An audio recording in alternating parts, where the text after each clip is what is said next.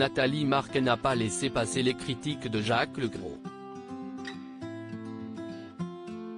En effet, le mardi 27 septembre 2022, l'épouse de Jean-Pierre Pernaut était invitée dans le Morning sans filtre sur Virgin Radio. En colère, elle a lâché « J'ai complètement halluciné et surtout, monsieur Jacques Legros oublie qu'il n'était que son joker. Il se permet de se plaindre qu'à cette époque JP veuille garder la main sur le contenu du journal. Mais si est-ce qui depuis plus de 30 ans a donné le ton du Trésor et à qui on a attribué les résultats d'audience ?» demande-t-elle. La mère de Tom et Lou va même jusqu'à déclarer que Jacques Legros faisait des coups de pète à son mari. Pendant le confinement, Jean-Pierre devait avoir 15 minutes d'antenne. Et chaque fois, Jacques Legros faisait des sujets de plus en plus longs. Vers la fin, il ne lui restait plus que 6 minutes d'antenne. Quel manque de respect pour notre famille en deuil. Moi je me pose vraiment la question, pourquoi ce déballage pour vendre ce livre? Heureusement que JP n'est pas là.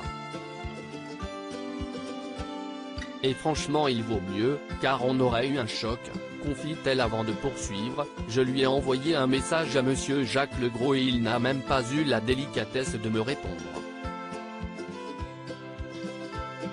Je voulais quand même avoir une explication avec lui et lui demander pourquoi. Pourquoi faire ça? Pourquoi faire ça à notre famille? Mes enfants, si est-il toujours difficile? Si est-il honteux? Jacques Legros, non, je ne l'ai pas contacté et je ne la contacterai pas devant de telles déclarations. Jacques Legros a lui aussi réagi. Dans les colonnes de 20 minutes, le journaliste a expliqué, ce samedi 1er octobre, qu'il ne contactera pas Nathalie Marquet. Non, je ne l'ai pas contactée et je ne la contacterai pas. Je la laisse dire ce qu'elle veut, elle en a le droit. La seule chose qui me dérange, si est quand on n'a pas lu un livre et qu'on est interrogé par quelqu'un qui ne l'a pas lu non plus.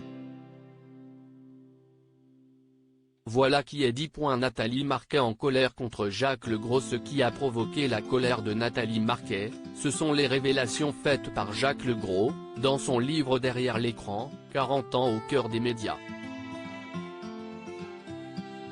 En effet, le journaliste de TF1 est très critique envers Jean-Pierre Pernaut. Avoir été son joker pendant 24 ans sans un seul accrochage éditorial est une fierté.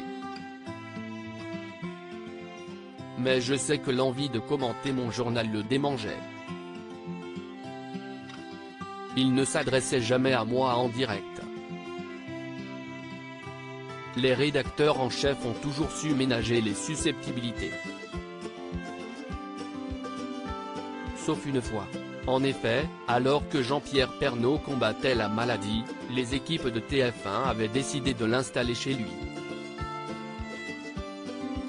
De lourdes critiques on lui avait donc installé un mini-studio automatique à son domicile. Mais il voulait garder le premier rôle et sollicitait l'équipe plus que nécessaire. De mon côté, je ne savais jamais de quoi il allait parler. Il rechignait à partager. Il voulait de plus en plus prendre la main sur l'ensemble du journal.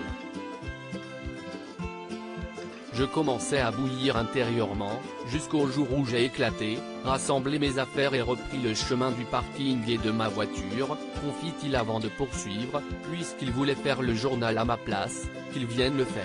J'ai appris par la suite qu'avec ce mini-studio à domicile, ce n'était pas la chronique d'un confiné, qu'il envisageait de faire, mais bien le journal tout entier, son amour, sa passion, sa chose, sa vie.